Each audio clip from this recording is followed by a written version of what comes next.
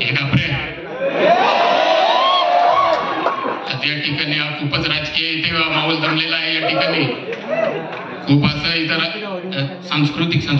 सांस्कृतिक इथे खूप असं मस्त इव्हेंट जमलेला आहे. राजकीय क्षेत्रात काम करत असताना, सामाजिक क्षेत्रात काम करत असताना,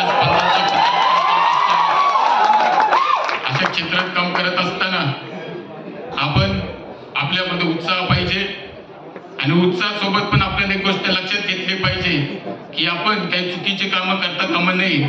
आपला उत्साह आपल्यापर्यंत ठेवावा आपण, कारण आपल्याला काही लोकांचा पाठिंबा असतो. गप्रे तुझा पाठिंबा नको तुला.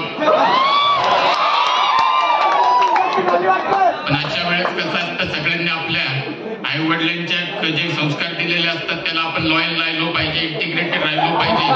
लॉयल्टी खूप महत्वाची असते.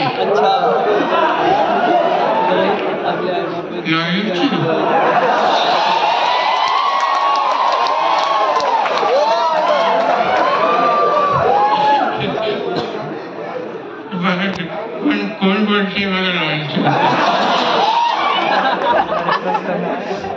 काका मला माफ करा. कशी माफी माझी आहे, माफी याची मान, घड्याळाची माफी. अहो ती घड्याळ पण तुम्ही आता मला देऊन टाका. त्याचे कसं आहे, त्याला बनवायला खूप मेहनत लागते. असं एका पळाचं बनत नसतं.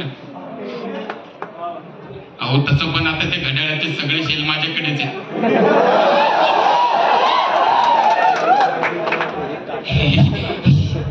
आपण राजकीय नको ना बोलायला साहेब. इकडे कोण कधी ऑफेंड होईल की मयावरच धरतील मला. डीजेत घालून मारतील. अजिबात माझ्या आपण एवढ्या भारी रंगमंचावर आपण उभे.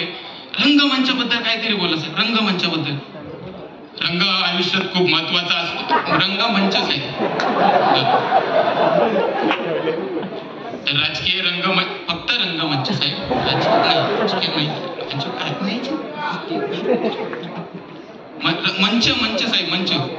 मंच हे खूप चांगलं चॉकलेट आहे. आमच्या कार्यकर्त्यांना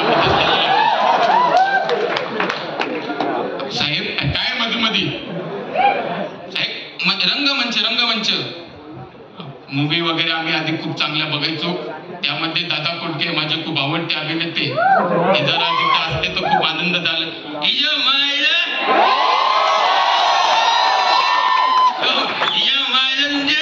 माझी आठवण काढली मी आलो नाही.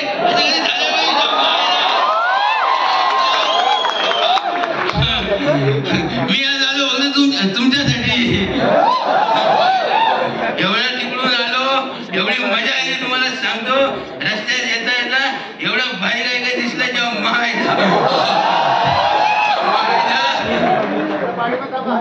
दादा पण कार्यक्रम जरा पटापट घेऊ, नाही तर इथंच रात्र होईल. अरे घरी माझ्या रात्रीच असते जेव्हा